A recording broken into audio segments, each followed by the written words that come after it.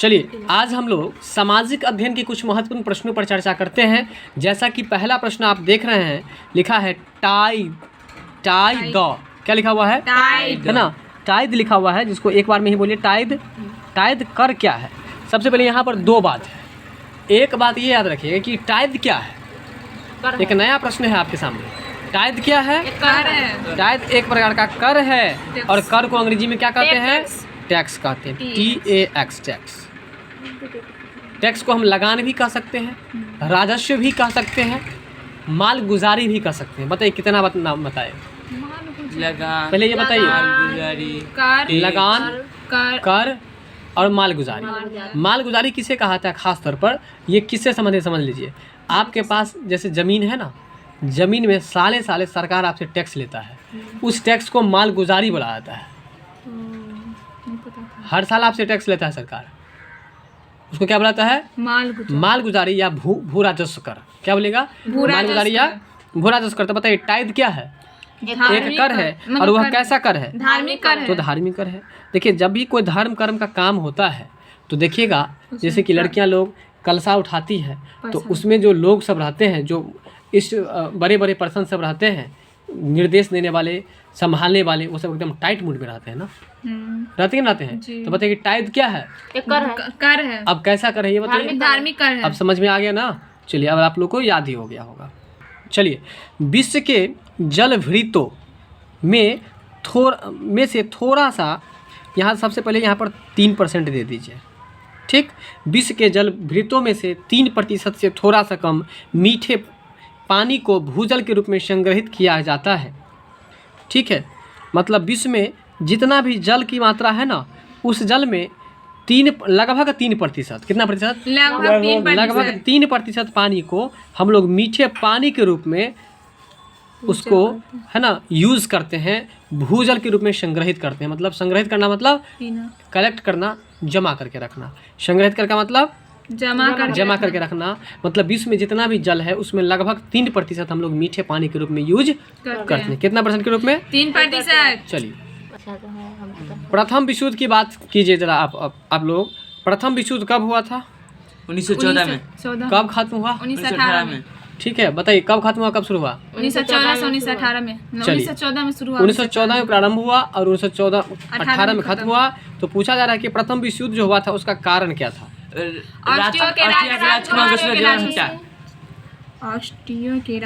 Austria का राजकुमार था, सेरोजेवो नाम का एक जगह था।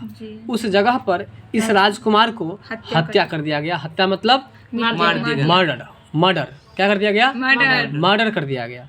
ठीक है, तो प्रथम विश्व युद्ध का तात्कालिक कारण जो था कि ऑस्ट्रिया का जो राजकुमार था उसको एक जगह पर, किस जगह पर? सेराजेवो। कहाँ पर? सेराजेवो में उसको हत्या कर दिया गया, यानी कि मर्डर कर दिया गया। और जिसके कारण से प्रथम विश्व युद्ध आपको 1914 ईस्वी में खत्म हो गया, प्रारंभ हो गया, और 1918 ईस्वी में यह शुरू हो गया, खत्म हो गया। बात समझ में आया? अब अगला प्रश्न है का, जर्मनी की मुद्रा का नाम क्या है? मार्क्स। ठीक है, देखिए जर्मन देश के मुद्रा का नाम पूछा है, मनी। वहाँ के मनी को क्या कहा जाता है? तो उस वहाँ के मनी को हम लोग मार्क कहते हैं। तो देखिए जर्मन है ना, जर्मन मतलब मान के चलिए कि अगर आप अभी संघर्ष कीजिएगा, धूप में जलिएगा, तभी तो आपके परीक्षा में अच्छा मार्क आएंगे जी। आपको अच्छा मार्क कब आएगा? जब आप जरिएगा, जब आप पसीना निकलेगा आपके शरीर से, पसीना से नहाइएगा, धूप में जल के जाइएगा आइएगा। तो इसलिए याद कर लीजिए कि जरिएगा तो आपको क्या मिलेगा? मार्क मिलेगा। यानी कि जर्मनी की मुद्रा का नाम मार्क है। तो बताइए डॉलर जो है किस देश की मुद्रा का नाम? अमेरिका या ऑस्ट्रेलिया। याद रखिएगा, अमेरिका या ऑस्ट्रेलिया की मुद्रा का नाम डॉलर है। और पाउंड जो है इसका आंसर आप इंग्लैंड या ब्रिटेन दीजिएगा।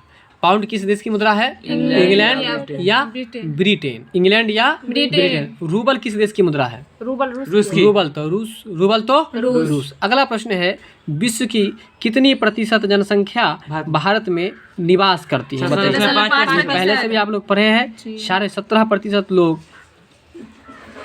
भारत में, मतलब विश्व की कितने प्रतिशत लोग भारत में निवास करते हैं? 17.5% लोग भारत में निवास करते हैं। यहाँ तक प्रश्न समझ में आया कि नहीं, बताइए आप लोग।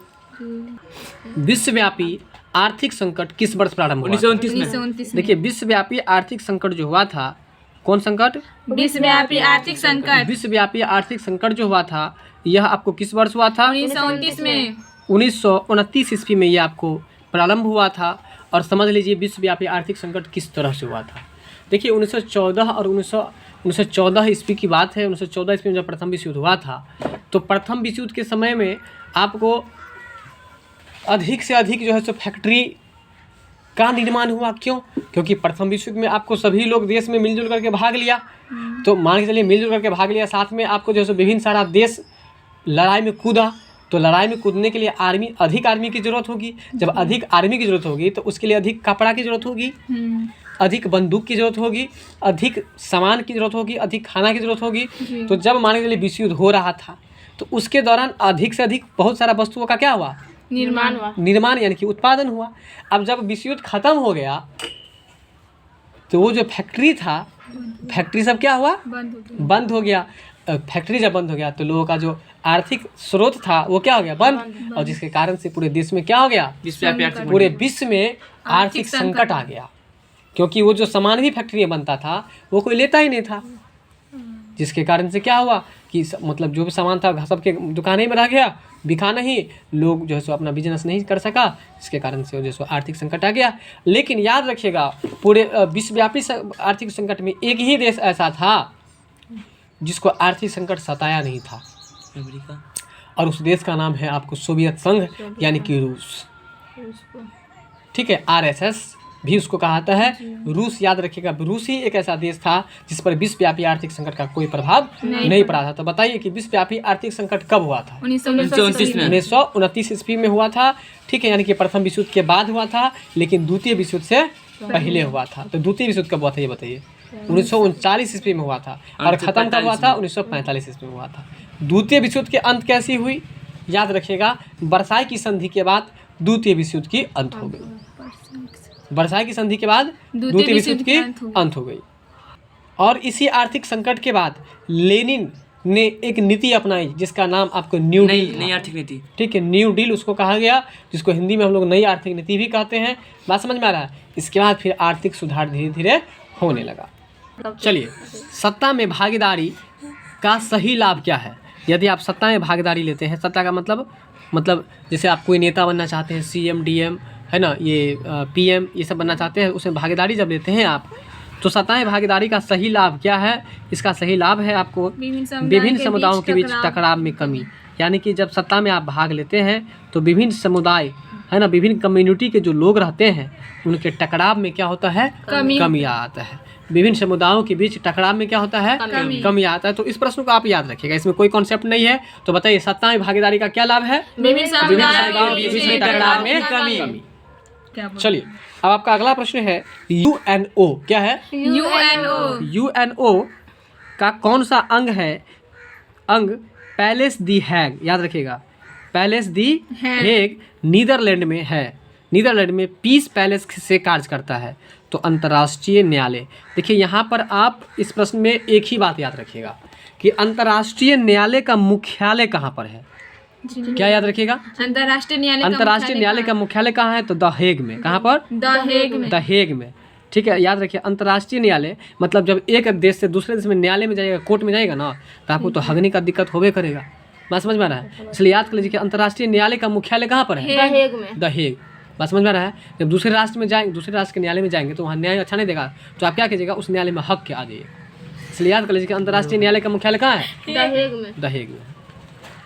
चलिए, बिहार में अति जल दोहन से किस तत्व का संकेंद्रण बढ़ा है? ये आपको पता होगा। ठीक है, बिहार में अति जल दोहन से मतलब अधिक से अधिक जो है आपको जल जो है बिहार में कोसी नदी के माध्यम से जब जल आपको बार बार आता है जाता है, तो इससे क्या बढ़ता है? तो उसमें धरती में आपको जो है भूमि में आर्सेनिक का मात्रा बढ़ जाता है। बताइए, अति जल दोहन से किस तत्व का संकेंद्रण बढ़ा है? आर्सेनिक का संकेंद्रण बढ़ गया है। अगला प्रश्न है, विशिष्ट व्यक्ति और साधारण व्यक्ति के वोट का मूल्य क्या होता है? देखिए, अगर कोई मान के चलिए आपके गांव में कोई नौकरी वाला एयरफोर्स हो, ठीक है, तो आपके गांव के लिए स्पेशल व्यक्ति हुआ ना। कोई सिंपल व्यक्ति हो जो मजदूर हो, वो भी वोट देगा और वो भी वोट देगा, तो दोनों का महत्व बराबर है कि अलग अलग है? बराबर है। वही बात कर रहा है कि विशिष्ट व्यक्ति मतलब विशेष व्यक्ति। स्पेशल, जैसे कोई नौकरी चाकरी वाला हो, स्पेशल हो, है ना, तो वो विशिष्ट व्यक्ति और साधारण व्यक्ति के वोट का मूल्य क्या होता है? एक, यानी कि बराबर होता है। बात समझ में आया? चलिए, भारत में मतदान करने की न्यूनतम आयु यानी कि वोटिंग करने की कम से कम आयु कितनी होनी चाहिए? 18 वर्ष। और 1861 ईस्वी के बाद, है ना, यह आपको जो है सो इस तरह का नियम बना और 21 वर्ष से घटा करके 18 वर्ष कर दिया। पहले जो था मतदान की उम्र, पहले कितना था? 21 वर्ष था, उसको घटा करके कितना कर दिया? 18 वर्ष कर दिया गया। ठीक है, चलिए अगला प्रश्न है, अखिल भारतीय ट्रेड यूनियन क्या है? अखिल भारतीय ट्रेड यूनियन कांग्रेस की स्थापना कब हुई? 1920 है ना। अखिल भारतीय ट्रेड यूनियन कांग्रेस की स्थापना कब हुई? तो याद रखिएगा, खील जब आपके घाव में रहेगा तो आपको जरूर 20 सेवे करेगा। चलिए याद रख लीजिए कि अखिल भारतीय ट्रेड यूनियन कांग्रेस की स्थापना कब हुई? 1920 ईस्वी में। और बताइए कि असहयोग आंदोलन कब हुआ था? 1920 में। तो बताइए 1930 ईस्वी में कौन सा आंदोलन हुआ था? सत्याग्रह आंदोलन हुआ था। ठीक है, अब चलिए मतगणना यानी कि वोट को गिनती कौन करता है? चुनाव आयोग। और आपको तो बताए थे हम कि वोट को जो गिनती करेगा तो खैनी चूना लगा करके खाएगा और गिनती करेगा। तो मतगणना का कार्य कौन करता है? चुनाव आयोग। और वही चुनाव आयोग को हम लोग निर्वाचन आयोग भी कह सकते हैं। क्या कह सकते हैं? निर्वाचन आयोग। और अंग्रेजी में इसको हम लोग इलेक्शन कमीशन कहेंगे। क्या कहेंगे? Election commission. चलिए, झारखंड, छत्तीसगढ़ और मध्य प्रदेश राज्य खनिजों और कोयला जमा में समृद्ध है। ठीक है, कहने का मतलब झारखंड राज्य में, छत्तीसगढ़ राज्य में और मध्य प्रदेश में दो चीज़ बहुत ही अच्छी मात्रा में उपलब्ध है। कौन कौन चीज़? कोयला, एक खनिज और दूसरा कोयला। एक खनिज और दूसरा कोयला। कहाँ पर आप सबसे ज़्यादा अवेलेबल है? झारखंड, छत्तीसगढ़ और मध्य प्रदेश में। बात समझ में आ गया? चलिए, निम्नलिखित में से किस नदी का उद्गम अमरकंटक नहीं है? कहता है किस नदी का उद्गम जो है वो अमरकंटक नहीं है। तो किस नदी का उद्गम अमरकंटक नहीं है बताइए? तापी नदी का उद्गम अमरकंटक नहीं है। ठीक है, ये जो किस नदी का उद्गम अमरकंटक नहीं है बताइए? तापी नदी जो है उसका ये नहीं है, तो इसको हम लोग याद करेंगे ही नहीं, इसको हम लोग छोड़ के चलेंगे। ये वाला याद करेंगे, नर्मदा नदी, सोन नदी और जोहिला नदी। कौन कौन सी नदी है जहाँ जिसका उद्गम अमरकंटक की पहाड़ी में होता है बताइए? नर्मदा, सोन और जोहिला, ये तीन नदी जो है जिसका उद्गम कहाँ पर होता है? अमरकंटक की पहाड़ी में होता है। ठीक है, तो बताइए किस नदी का उद्गम अमरकंटक की पहाड़ी से होता है? नर्मदा, सोन और जोहिला। चलिए याद हो गया आप लोग को। ठीक है, चलिए याद रखिएगा कि आपका जो भारत में कुल कितने डाक क्षेत्र हैं? भारत में कुल कितने डाक क्षेत्रों में बांटा गया है भारत को? है ना। भारत के को कर दीजिएगा। भारत को कुल कितने डाक क्षेत्रों में बांटा गया है? तो आप याद रखिएगा, इसका आंसर जो हो जाएगा वो हो जाएगा 9 डाक क्षेत्रों में बांटा गया है। तो बताएंगे कि भारत में कुल कितने डाक क्षेत्र बांटे गए हैं?